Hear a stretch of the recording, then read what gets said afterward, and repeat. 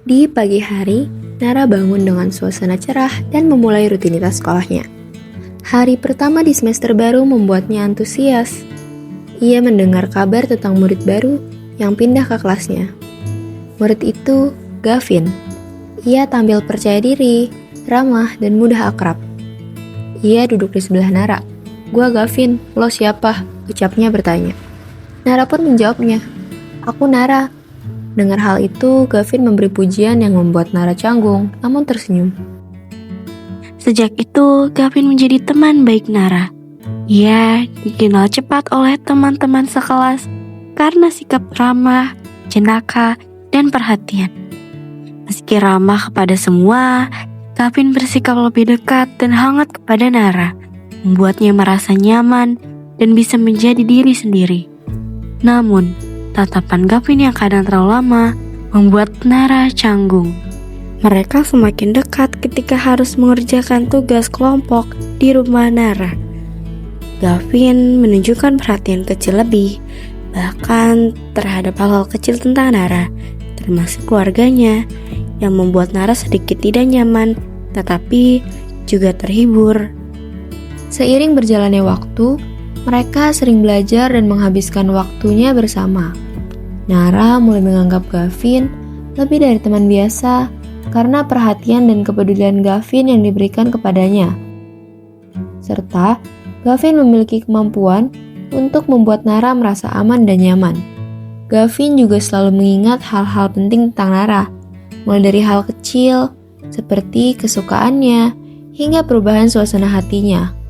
Hal ini menunjukkan kedekatan mereka yang istimewa. Kedekatan Nara dan Gavin semakin erat. Namun, Nara merasa ada hal aneh tentang kehidupan pribadi Gavin. Meski Gavin selalu tahu banyak tentang Nara, ia jarang atau enggan berbagi hal pribadi secara jujur. Sering menjawab dengan nada aneh atau dibuat-buat. Hal ini membuat Nara penasaran, sekaligus merasakan tidak nyaman. Tapi perhatian dan sikap hangat Gavin membuatnya tetap merasa nyaman dan menikmati kehadirannya. Suatu hari, guru biologi memberikan tugas praktikum yang harus dikerjakan secara berkelompok. Nara dan Gavin berada di satu kelompok yang sama. Saat mereka harus menentukan tempat untuk mengerjakan tugas tersebut, Gavin tiba-tiba menolak Nara datang ke rumahnya. Ia hanya mengatakan, "Gua lebih nyaman di rumah lo, Nar." Mendengar hal itu, membuat Nara semakin penasaran dengan kehidupan pribadi Gavin. Keesokan harinya saat bekerja kelompok, Gavin tetap bertingkah laku jahil kepada Nara, tapi tetap menunjukkan perhatiannya. Bahkan, Gavin sempat memperhatikan foto keluarga Nara dan bertanya soal ayahnya. Hal ini membuat Nara merasa heran. Gavin juga terlihat serius saat memperhatikan wajah ayah Nara di foto tersebut. "Ayah lo kalau ngajak liburan biasanya kemana?" tanya Gavin tiba-tiba. Nara tertawa mendengar pertanyaan itu. Pertanyaan biasa yang dilontarkan secara tiba-tiba. Tetapi ekspresi Gavin tampak serius bertanya soal hal itu.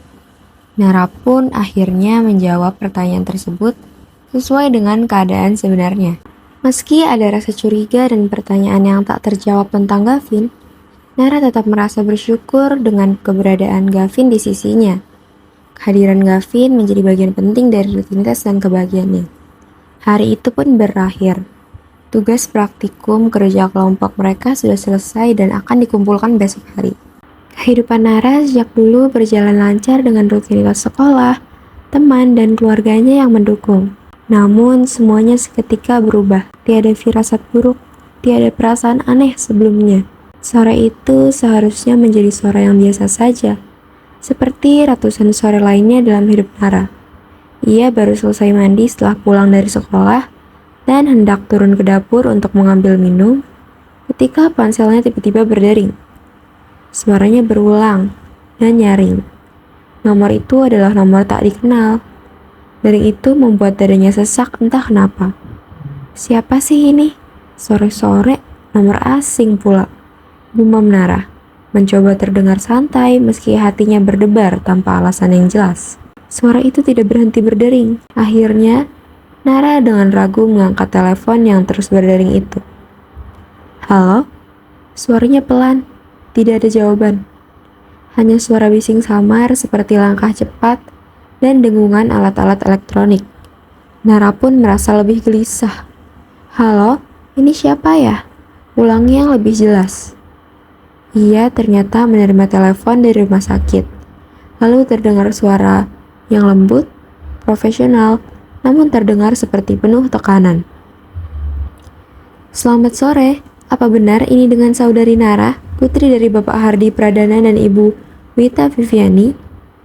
Mendengar itu, Nara menelan ludah. Mendengar itu saja sudah membuat dadanya terasa sesak, tapi ia tetap harus menjawabnya. Iya, saya sendiri. Ada apa ya? Hening sepersekian detik. Hening yang cukup untuk membuat jantungnya serasa jatuh. Begini, kami dari pihak rumah sakit Harapan Kita.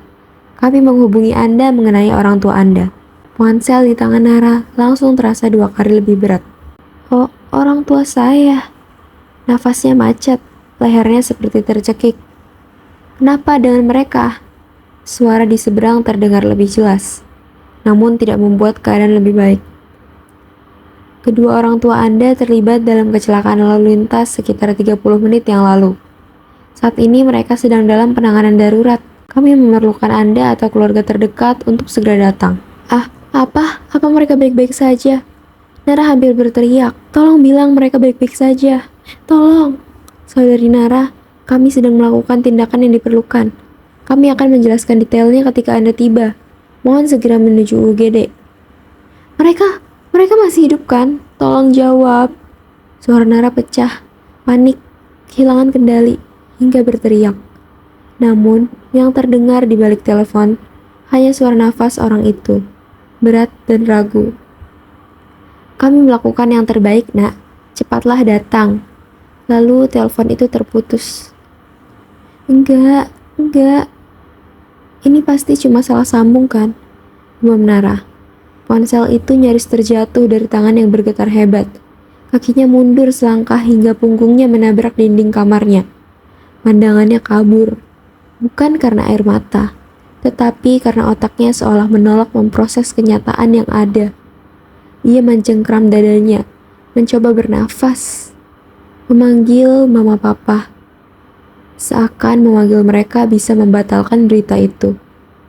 Dengan tangan gemetar, ia meraih tasnya sembari menangis. Ketika ia hendak keluar kamar, ia terpleset sedikit karena langkahnya yang terlalu terburu-buru.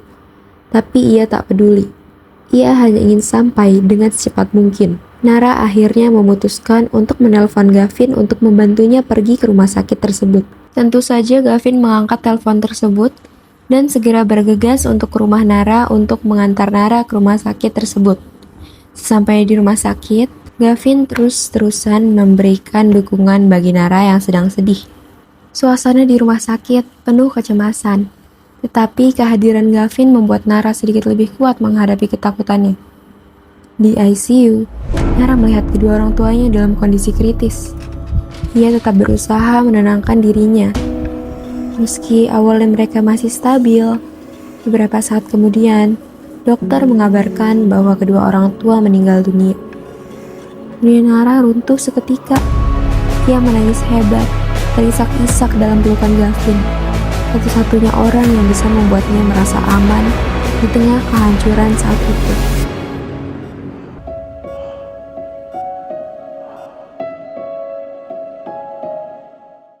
Gavin dan keluarga hadir untuk menghormati orang tuanya.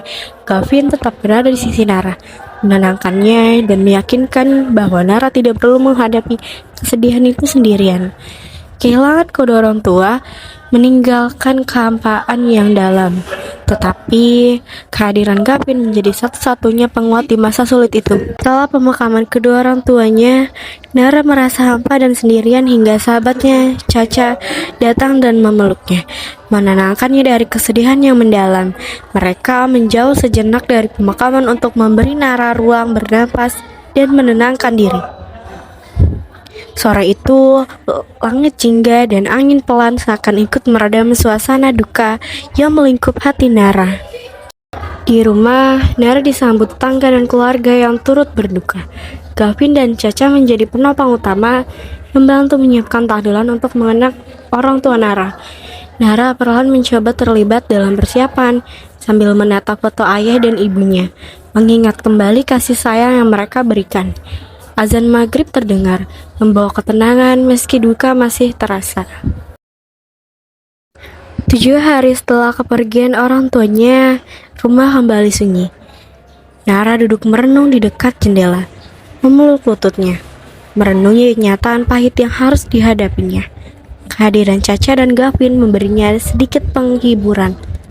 Meski rasa kehilangan tetap menekannya, meski hatinya masih berat, ia belajar perlahan bahwa ia tidak harus menanggung semuanya sendirian.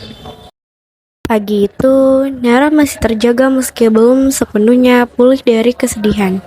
Caca, sahabatnya, masih tinggal untuk menemaninya beberapa hari terakhir setelah tahlilan.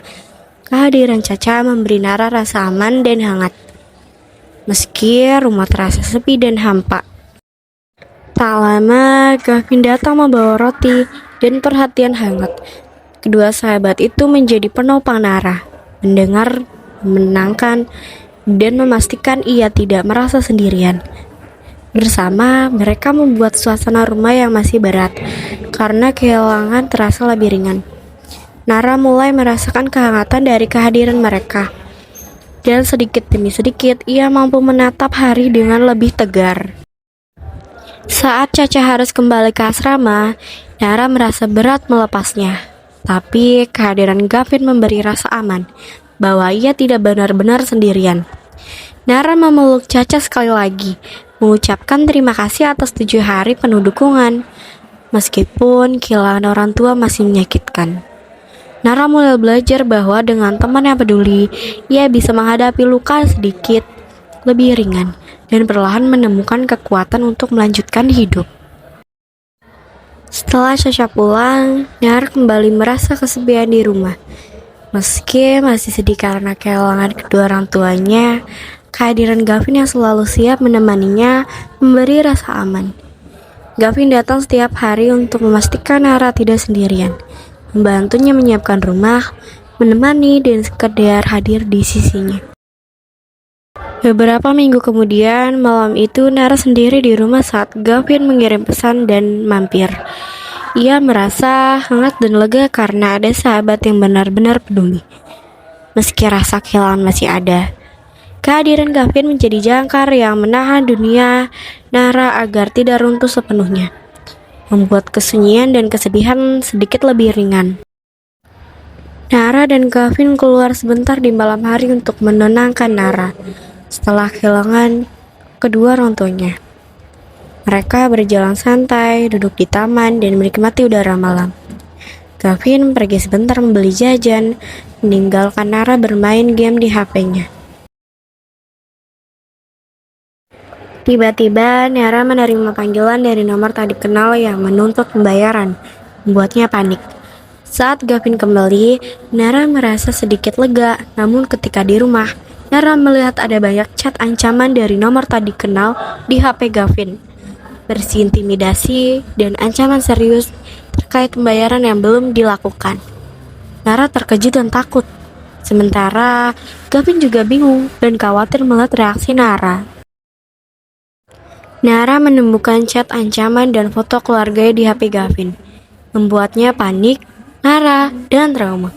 Ia menuduh Gavin terlibat, merasa dikhianati setelah kehilangan kedua orang tuanya. Gavin ketakutan, mencoba menjelaskan, tapi Nara tidak mau mendengar. Suasana menjadi tegang ketika Gavin akhirnya mulai menceritakan masa lalunya.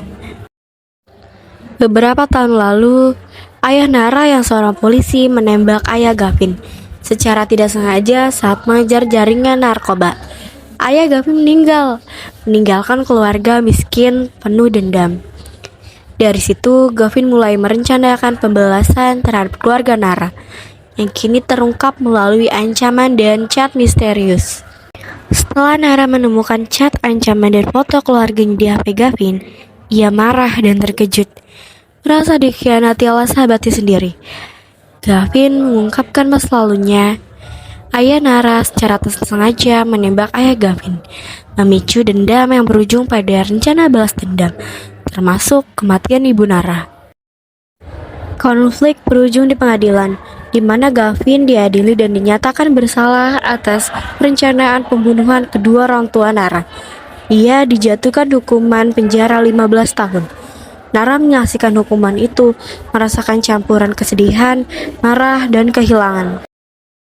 15 tahun kemudian, Nara telah dewasa dan membangun hidup baru. Ia menikah dan memiliki seorang anak, hidup dalam rumah penuh kehangatan, tawa, dan cinta.